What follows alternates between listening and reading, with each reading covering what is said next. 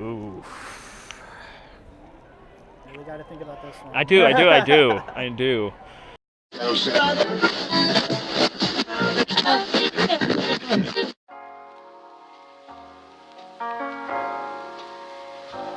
What's up, guys? It's Aperture 115, and I'm here at Anime Con 7.0, and this is my third interview with Erik Kimerer, man. How's it going, man? Yeah. So 3 years. Yeah, 3 years. And in the past, I've talked to you as a voice actor, but I never got to talk to you as a professional wrestler in training.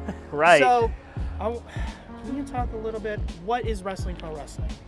Wrestling Pro Wrestling is the promotion that my coach runs. My coach, the Brian Kendrick, WWE superstar. It's a comedic promotion where you'll get all sorts of zany characters. I believe we had our main event last time was Sasquatch versus the Loch Ness Monster in these giant costumes. We have Ricotta Flair wearing a giant cheese head, and Phil Cosby and Ruby Huxtable, and just all these zany characters. And I perform in there myself as Cedric the Postman, one of the Rude Crude delivery dudes, along with my tag team partner Lou PS. Nice. And I guess with your coach, Brian Kendrick, what's one bit of advice that he has told you, and what did you take away from it? One thing it's just one advice that he's always telling me, and that's just slow down, because I'm kind of geeked up when I'm in the wrestling ring. This is a lifelong dream almost. It's kind of like when I'm in the booth. I'm just so happy to be there. Sometimes my mind is racing a million miles a minute, so when we're trying to get through some spots, I'm just rushing through things, or I'm not letting it breathe or take time. So he's told me, take your time with it, slow down. If you think you're going too slow, go even slower, because you're never going slow enough. And that kind of also helps me with acting, I think. I need to slow down sometimes. You can obviously tell now I speak pretty fast. I have a very ADD-centric mind.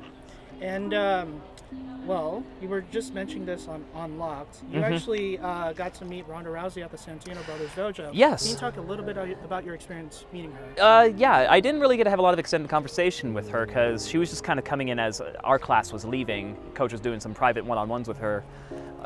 He had a couple of, his assistant coach there. But regardless, she is very nice, for the few words that I've had with her, very nice, very driven. I am really excited to see her career in the WWE, and it's just really exciting to have seen her in the ring at my local dojo and now on national television doing this. This is what she's wanted to do, and it gives me hope, because we're all dreamers. We're all trying to do what we want to do.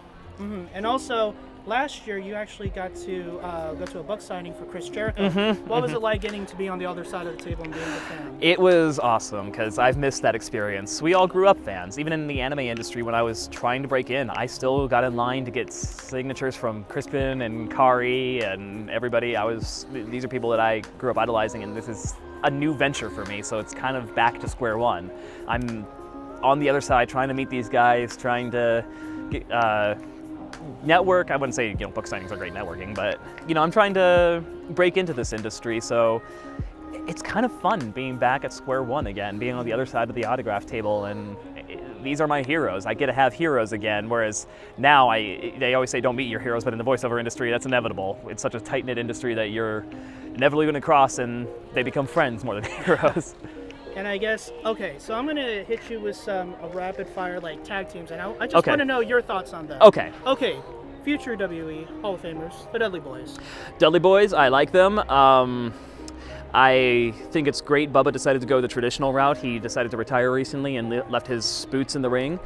These guys know the industry back and forth, and I call them generals of the tag team division. But both of them have their own training classes as well. So very authoritative. Team 3D Academy. Yes, Team 3D Academy. Very authoritative figures. A lot of respect deserved. Okay. The Young Bucks. Love them. They are a different brand of wrestling, and I know people like to complain that they're exposing the industry, or they're doing too much, or a little too big. But honestly, it's just like watching a movie. If you want a comedy movie, you go see a comedy movie. If you want to see drama, you go see drama. It's just different genres of wrestling, and I think they've carved a niche for themselves. I am just impressed on what they've been able to do without a nationally syndicated company behind them. And let's see, who else? Cesaro and Sheamus. Cesaro and Sheamus is the pairing I never knew I wanted, honestly, because I was so trepidatious at the beginning when they paired them off. They were doing the best of 7 versus each other, and then they became a tag team, and I was just so, I wouldn't say ambivalent, I was just kind of apprehensive of it, but they proved me wrong. God, that they proved me wrong. They're 2 great workers, and they have great chemistry together. It just seems like they're having fun together, so I really appreciate them. And finally, the Hardys. The Hardy Boyz, Yeah. they were my favorite in the Attitude Era. Like, everybody always kind of had their favorite tag teams between, I think the big 3 rivalry at the time was the Hardys versus the Dudleys versus Edge and Christian. Yes. So all my friends kind of had their picks of them, and mine was always the Hardy Boyz. Whenever I do dives off the diving board, Senton Bomb. Whenever I would wrestle, Twist of Fate was my finisher. And I'm glad to see that they got the recognition in later years, especially since they've been doing some really creative stuff with the industry and changing the industry, turning it on its head with a full final deletion and like pre-film packages out of their own home. I'm excited to see where that goes, because I think that's the future of wrestling. Mm-hmm. And I guess, okay, for the Bullet Club, because you're always pulling out the 2 sweet, who do you think is the next top guy for that faction? They're gearing up for Cody to be the next top guy. But honestly, if I were to put in, I mean, I don't know if this is feasible, but if I wanted to put in who I wanted to see lead the Bullet Club, it's got to be the villain, Marty Scurll.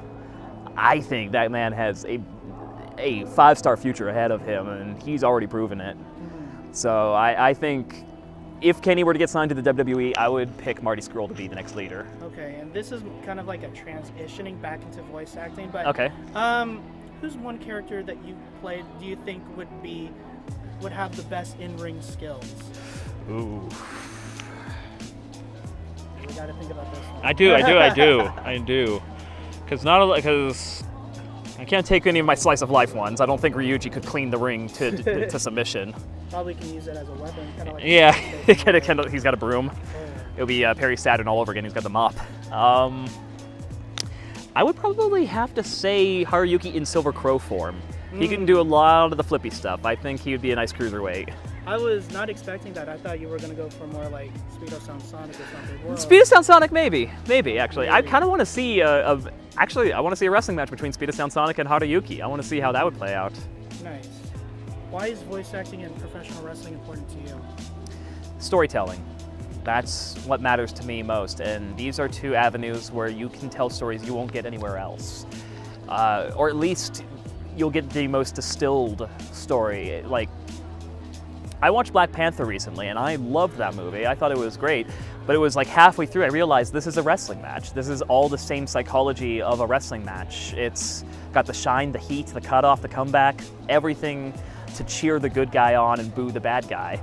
So that's all it really is. It's just every form of storytelling kind of breaks down to the same structure almost. And anime and wrestling are just, again, 2 places I've always been a fan of, 2 avenues of storytelling that I've always just thought was unique, and you never hear about that. You always hear people going, I want to go to Hollywood to become an actor. I want to be the next Johnny Depp or the next Matthew McConaughey. You never hear people go, I want to go into wrestling. I want to go into voiceover. And this is where I feel like people will get the most fun, because it's a lot of the freedom. You get a lot of different stories to tell.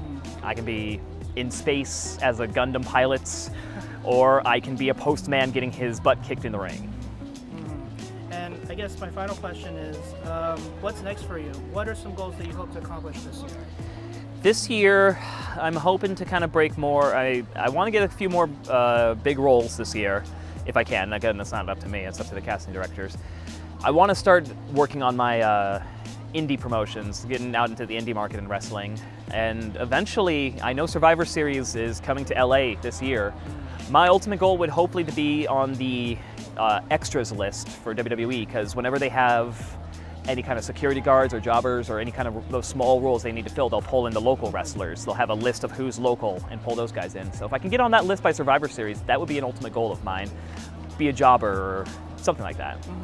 And can you, where can fans follow you on social media? And also, can you talk a little bit more about your Unlocked profile? Yes. Anime Unlocked profile. Yes. So on social media, Kimerer on Twitter, Ekimerer, and on Facebook at Erik Scott VO, Erik Scott VO, all one word.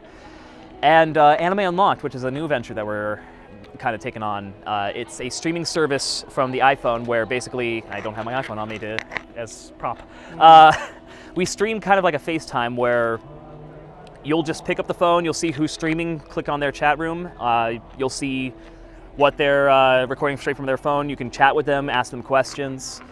And Sarah and I have been doing that. It was started by Bryce Pappenbrook and David Vincent, and we've been kind of taking the mantle, not taking the mantle, we've been kind of pioneering it a little bit, the early stages, and it's been fun. A great way to interact with the fans from all around the world. I get people popping on saying, hello from Australia, hello from the UK, which is always great. So if you ever want to check us out on that, I'm on there at Erik S. Kimerer, I believe. Or you can just, again, keep an eye on my Facebook or Twitter, and I will always post whenever I'm about to go live. Nice. Yeah. Erik, thank you so much Thank for you, your time. man. It's always fun here. Yes. It's always a great time. All right, guys. Thank you so much for watching, and we'll catch Thank you you. guys on the next Aperture 115 video. Too Too sweet sweet. this camera.